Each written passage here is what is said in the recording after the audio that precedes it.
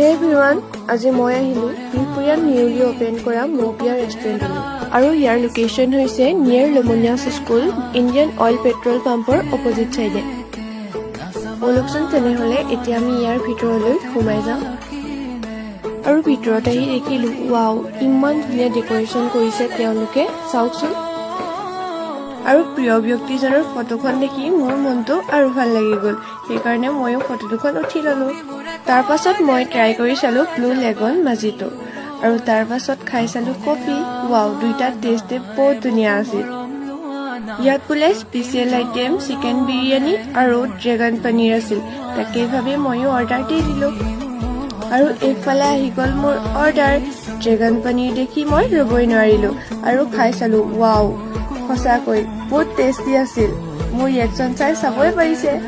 তাৰ পাছত আকৌ দাদাজনে মোক এখন বিহুৱান দি সন্মানো